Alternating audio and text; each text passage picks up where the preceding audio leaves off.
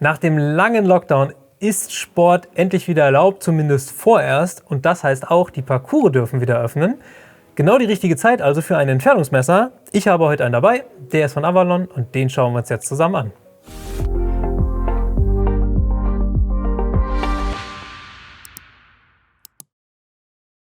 Das erste, was natürlich sofort auffällt bei diesem Gerät, ist die Optik, ist die Farbe. Es gibt den Entfernungsmesser von Avalon nur in dieser Farbe, in diesem Türkis. Für wen das nicht ist, für den gibt es hier auch leider keine anderen Optionen, aber ich finde die Farbe relativ fetzig. Die Grunddaten, ich gehe sie einfach mal durch. Wir haben eine 6-fache Vergrößerung, 22 mm Eintrittslinsendurchmesser. Das Gerät kann 600 Meter weit messen, man kann Yard und Meter umstellen und es ist eine Winkelmessung eingebaut. Wir haben eine Genauigkeit von 0,5 Metern plus minus der Entfernungsmessung und wir haben eine Winkelgenauigkeit von plus minus 1 Grad. Das Sehfeld beträgt 7 Grad. Man kann hier vorne die Sehschwäche des Nutzers einstellen in plus minus 5 Dioptrien Maximum. Und das ganze Gerät wiegt 225 Gramm. Es gibt noch ein paar mehr Daten, die haben wir aber auch alle bei uns im Shop zusammengefasst. Das sollte also da auch eben alles zu finden sein. Der Lieferumfang ist neben dem Gerät eine Schutzhülle, eine Handschlaufe aus Leder oder aus Kunstleder. Und dann haben wir noch ein kleines Tüchlein, um die Linse sauber zu machen, eine Bedienungsanleitung. Und die Batterie ist eine Lithium-Ionen-Batterie, die ist auch im Lieferumfang enthalten. Zu den technischen Daten gehört auch, dass der Hersteller einen Temperaturbereich angegeben hat, und zwar 0 bis 40 Grad plus. Das bedeutet also, dass man das Gerät tendenziell nicht bei Frost verwenden kann.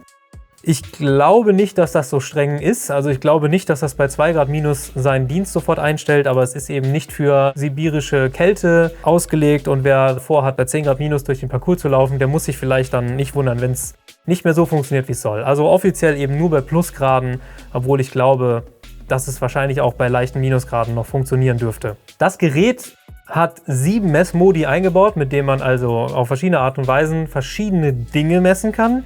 Die ersten 2 Messmodi sind reine Entfernungsmessungen und die anderen 5 sind eine Kombination aus Entfernung und Winkelmessung. Wir haben den normalen Modus, also einfach die Entfernung auf einer geraden Linie. Wir haben einen Scan-Modus. Wir haben einen sogenannten Golf-Modus mit einer Winkelkorrektur. Dann haben wir eine Winkelmessung zwischen 2 entfernten Punkten. Wir haben eine Abstandsmessung zwischen 2 entfernten Punkten. Wir haben einen Kombinationsmodus, Abstand, Höhe und Winkel. Und wir haben zu guter Letzt eine Geschwindigkeitsmessung. Also 7 Modi, da sind nicht alle für die Bogenschützen interessant. Und es gibt auch eine Sache, die mir aufgefallen ist. Das Gerät ist eigentlich auch kein Entfernungsmessgerät fürs Bogenschießen, sondern kommt aus dem Golfbereich. Wenn ich das Gerät anmache und ich bin im normalen Modus ohne die Winkelmessung, dann habe ich jetzt den normalen Scan-Modus. Wenn ich jetzt hier einfach mal am Ende des Studios messe, 4,1 Meter. Wenn ich jetzt einmal auf die Modus-Taste drücke, habe ich hier dieses Zeichen und das sieht auch wie aus, genau wie ein Fähnchen beim Golf, und das ist jetzt der Scan-Modus. Da kann ich jetzt drauf drücken und das hin und her bewegen, dann blinkt das. Jetzt hat er kein Ergebnis gefunden, aber ich kann über ein dünnes Objekt das Gerät bewegen in diesem Scan-Modus und er wird mir die kürzeste Entfernung ausgeben. Und das ist ganz klar eben so eine Golf-Option, weil man dieses dünne Fähnchen hat, was man ja schlecht treffen kann genau, und dafür kann man das scannen. Ob das im Bogenschießen nützlich ist, weiß ich nicht so genau. Könnte schon sein, wenn eine Scheibe oben auf dem Berg steht oder sowas. Aber das sollte man eigentlich auch in dem normalen Modus ganz gut hinkriegen. Also wie gesagt, das ist eben ein Modus, der extra fürs Golf erfunden wurde. So, und wenn ich jetzt also das Gerät anmache und schalte diesen Schalter um, Slope-Modus, dann sieht man hier eine Winkelanzeige. Und wenn ich jetzt das Gerät ein bisschen nach unten halte und nach vorne messe, zeigt er mir an, 3,5 Meter, 18 Grad. So, und jetzt haben wir einen weiteren Wert hier, 2,5 Meter, also eine korrigierte Entfernung. Und auch da sieht man hier so ein Symbol, was aussieht wie eine Parabel. Ich meine, so fliegt halt auch ein Pfeil, aber so fliegen halt vor allem auch Golfbälle. Also auch da, das ist eine Winkelkorrektur, die aus dem Golf kommt. Dieser Modus, der ist für uns Bogenschützen definitiv nicht zu gebrauchen. Da liegt eine andere Idee dahinter. Man sollte sich davon nicht verwirren lassen. Wenn ich nach unten messe, Dann zeigt er mir eben eine geringere Entfernung an. Also ich habe jetzt hier nicht viele Distanz, 4,4 Meter, 17 Grad nach unten, 3,2 Meter. Da könnte man davon ausgehen, dass das auch für uns Bogenschützen irgendwie sinnvoll einsetzbar ist. Aber wenn man eben nach oben misst, sieht man, dass es nicht funktioniert und dass das auch eben nicht für Bogenschützen gedacht ist. Wie funktioniert grundsätzlich die Entfernungsmessung? Ich habe das Ding ausprobiert und mit einem sehr teuren, hochwertigen Gerät verglichen. Die Ergebnisse waren recht gut. Also ich kann sagen, dafür, dass es ein sehr günstiges Gerät ist, war es schon nutzbar. Die Messgenauigkeit von plus minus einem halben Meter, die ist natürlich nicht besonders genau. Da gibt es andere Geräte, die viel, viel genauer messen können und das auch zuverlässig. Da sollte man nicht zu viel erwarten, aber um eine Idee zu kriegen, wie weit eine Scheibe oder ein Tier weg ist, im Training, wohl bemerkt, muss ja auch erlaubt sein. Im Wettkampf, soweit ich weiß, sind sie ja nicht erlaubt. Ich weiß nicht, ob es einen Verband gibt, der sie erlaubt. Aber wenn man in einem Parcours zum Training geht und will schießen oder schießt und hat nicht getroffen und will dann einfach mal messen, okay, wie weit war das denn jetzt? Ich habe hier irgendwie einen ganz falschen Eindruck. Um eine Idee zu gewinnen, ist das Gerät auf jeden Fall nutzbar. Also, und dann haben wir eben noch diese weiteren Modi, die eben, wenn man jetzt durchschaltet, dann hat man eben auch, man hat diesen Winkelkorrekturmodus auch als Scan-Modus. Da ist dann wieder hier dieses Zeichen mit dem T-Fähnchen, heißt das eigentlich so im Golf. Und dann haben wir eben dieses Zeichen hier oben, das ist der Abstand zwischen zwei Punkten. Nee, das ist der Abstand zwischen zwei Punkten. Das davor war der Winkel.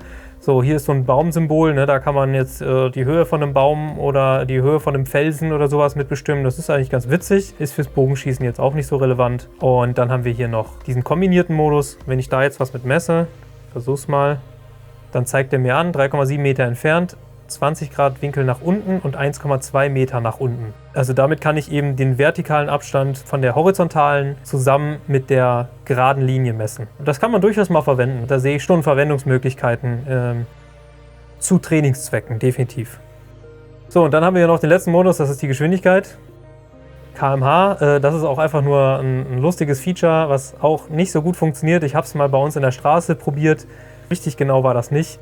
Er misst angeblich bis 300 km/h. Vielleicht wird es besser, wenn das Objekt schneller unterwegs ist. Also man kann damit jetzt nicht seine Pfeilgeschwindigkeit messen, ist aber für uns Bogenschützen natürlich auch nur ein nettes Gimmick.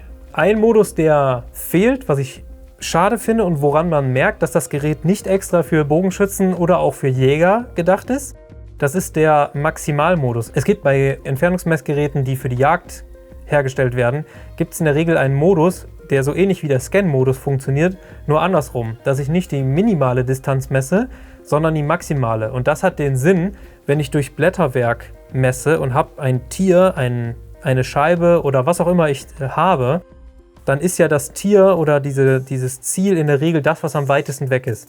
Und wenn ich dann eine Messung habe, die deutlich kürzer ist, weil zum Beispiel ein Ast oder ein Blatt reinragt, dann ignorieren diese Geräte diesen Wert. Das ist so ein Maximalmodus. In dem Fall hier, bei diesem Scan-Modus, würde das immer den kürzesten Wert nehmen, den es kriegen kann. Also genau das Gegenteil. Das ist ein bisschen schade und daran merkt man, dass es eben jetzt nicht komplett dafür gedacht ist. Hier hat Avalon einfach einen Hersteller gefunden, der solche Geräte für den Golfbereich herstellt und hat den eben für den Bogensport wiederverwendet. Was ist mein Fazit? Es ist ein ziemlich solides Gerät, finde ich. Es macht optisch was her, es fühlt sich gut an. Diese gummierte Oberfläche hier, die macht auch den Eindruck, als ob das Gerät ein bisschen Wasser ab könnte, obwohl es jetzt keine konkreten Angaben gibt vom Hersteller, dass das wasserdicht ist bis zu einer gewissen Tiefe oder dergleichen. Ich würde es also immer noch vor Regen schützen wollen, aber eben es macht den Eindruck, als könnte es ein bisschen was vertragen. Es misst einigermaßen genau, um halt eine Idee zu gewinnen und für Trainingszwecke, um vor allem nach dem Schuss zu sagen, okay, wie weit war das denn jetzt und was für ein Winkel war das. Dafür ist es mehr als gut genug. Und ja, deswegen also ein schönes Teil und ein guter Preis, aktuell um die 130 €. In solche Geräte kann man auch ein paar 100 € investieren, ganz einfach. Von daher ist das ein Versuch wert. Das war alles zum Entfernungsmesser von Avalon. Der Artikel ist selbstverständlich unter diesem Video verlinkt. Und dann sage ich vielen Dank und bis zum nächsten Mal.